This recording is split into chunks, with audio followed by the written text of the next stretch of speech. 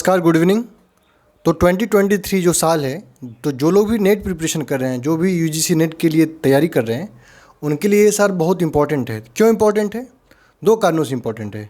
पहला कारण ये है कि इस साल में आपका नेट का एग्ज़ाम 3 बार हो रहा है। दूसरा कारण ये है कि इस साल जो है असिस्टेंट प्रोफेसर का जो वैकेंसी है काफ़ी आने वाला है। क्यों आने वाला है?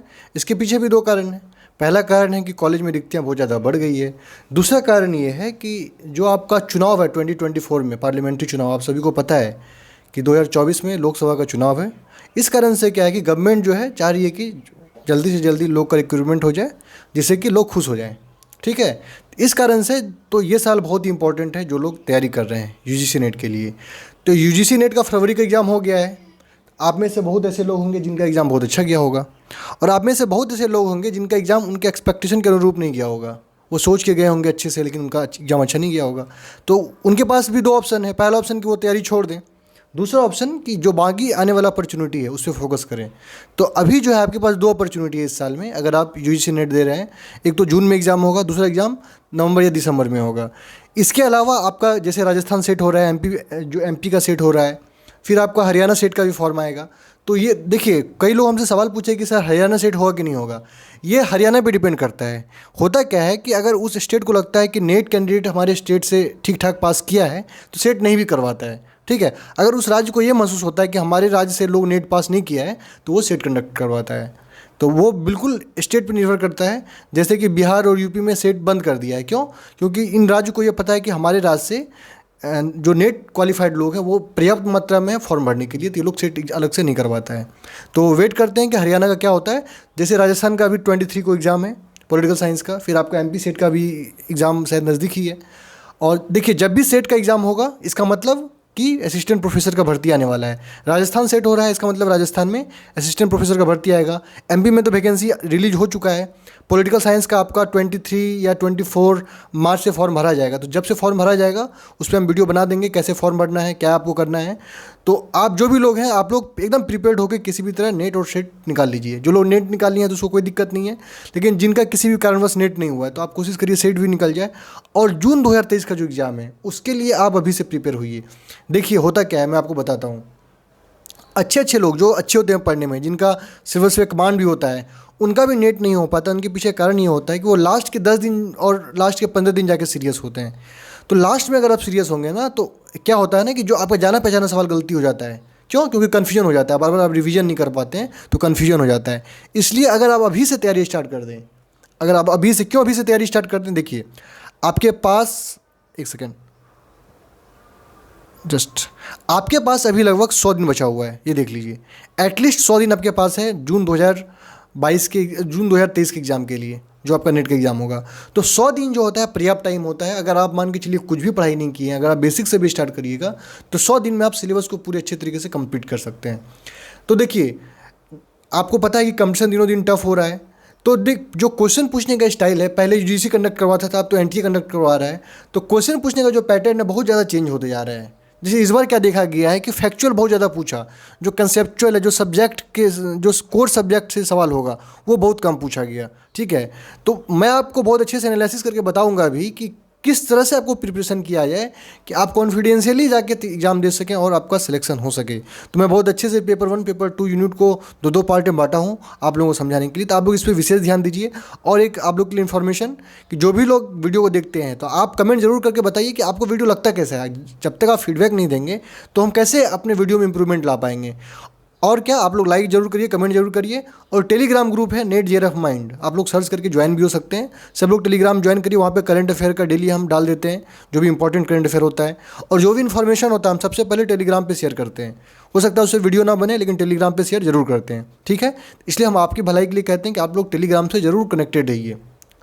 और क्या आपको हम बताना चाहते हैं कि अगर आप लोग कोर्स का वेट कर रहे हैं, काफ़ी लोग हमको रिक्वेस्ट किए कि सर कोर्स स्टार्ट करिए, तो मैं कोशिश कर रहा हूं कि जितना कोर्स हो सके, एटलीस्ट जून वालों के लिए तो मैं कोशिश करूंगा कि कोर्स कंप्लीट कर दिया जाए। काफ़ी चीज़ तो कंप्लीट कर दिया गया है, जो बचा हुआ है मैं कोशिश करूंगा कि जून से पहले कंप्लीट हो जाए। ठीक है, तो आप लोग अपना काम करते रहिए, बुक्स पढ़ते रहिए, और जो मेरा वीडियो आएगा उसको देखते रहिए। मैं कोशिश करूंगा कि जो इंपॉर्टेंट सेक्शंस है उसको अच्छे से कवर कर दिया जाए, जिससे कि जो क्वेश्चन है आपका वो श्योरिटी के साथ बन सके।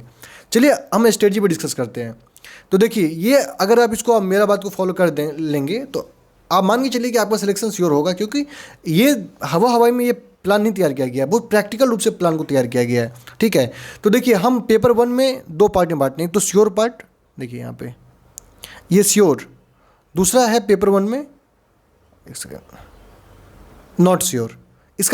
इसमें अंतर क्या है, श्योर और नॉट श्योर में अंतर क्या है, ये हम आपको अभी स्पष्ट करते हैं। देखिए श्योर का मतलब ये है अगर आप इस यूनिट को teaching aptitude, research aptitude, comprehension, communication और डाटा इंटरप्रिटेशन, इस पर अगर आप अभी से अच्छे से मेहनत करते हैं, इसे कितना क्वेश्चन पूछा जाएगा बताइए, 25 क्वेश्चन पूछा जाएगा। आप 25 में से 20 क्वेश्चन इजीली बना लेंगे, ये श्योरिटी के साथ आप बना लेंगे। इसका मैक्सिमम सवाल जो होगा आप वो कन्फर्म श्योरिटी के साथ बना लेंगे एग्जाम में, क्योंकि यहाँ से जो सवाल पूछा जाता है वो आप प्रिडिक्ट कर सकते हैं, वो बार बार रिपीट करता है। लेकिन कुछ सेक्शन का सवाल जो है वो अनप्रिडिक्टेबल होता है एग्जाम में। आप कितना भी पढ़ के जाएंगे ना, जैसे इन्वायरमेंट का क्वेश्चन आपको बताते हैं, लोग क्या क्या पढ़ के गए इस बार, आप कुछ अजीब ही क्वेश्चन पूछ दिया, तो वहाँ पे सवाल घुमा सकता है, लेकिन इन सेक्शन में सवाल घूमता नहीं है।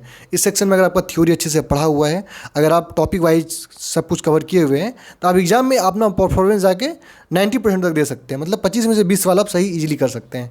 इसलिए मेरा आपसे निवेदन है कि जो भी लोग तैयारी कर रहे हैं, आप इस यूनिट पे विशेष फोकस करिए, अच्छे से शॉर्ट नोट्स बना के टॉपिक वाइज कवर करके अब अच्छे से इसको कंप्लीट करिए। ठीक है, आपको हम लास्ट में एक फाइनल कंक्लूजन बताएंगे तैयारी कैसे किया जाए। अभी से पहले आप देख लीजिए कि सिलेबस में क्या क्या पढ़ना चाहिए, किसको प्रायोरिटी देना चाहिए, किसको प्रायोरिटी नहीं देना चाहिए।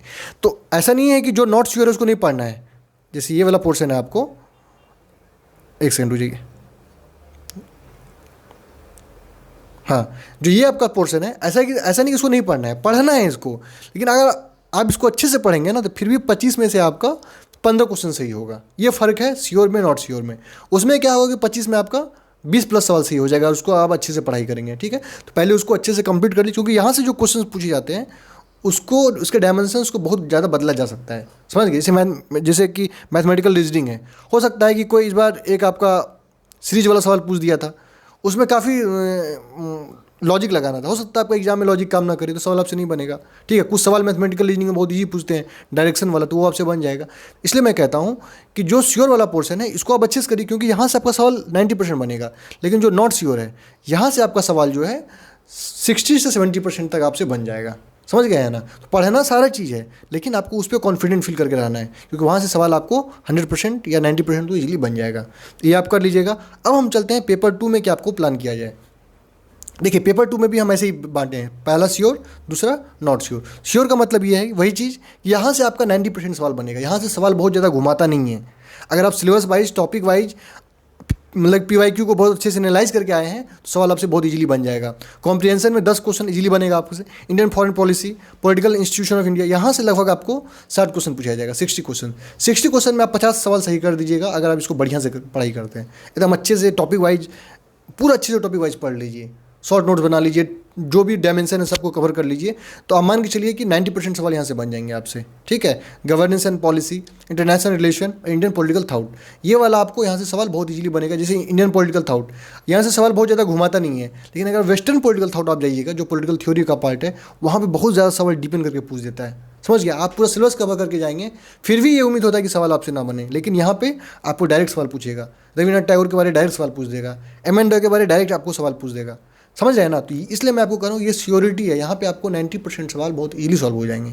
अब चलते हैं नॉट श्योर वाले पार्ट में। ये वाला पार्ट भी आपको बहुत अच्छे से पढ़ना है, बस फ़र्क ये होगा ना कि यहाँ पे आप एग्जाम में श्योर नहीं कर सकते कि यहाँ से आप सवाल पूरा पूरा सही करके चले आएंगे, ये आपके पास श्योरिटी नहीं है। आप पब्लिक एडमिनिस्ट्रेशन कितना भी पढ़ लीजिए, पूरा डिपेंड सवाल कर देगा।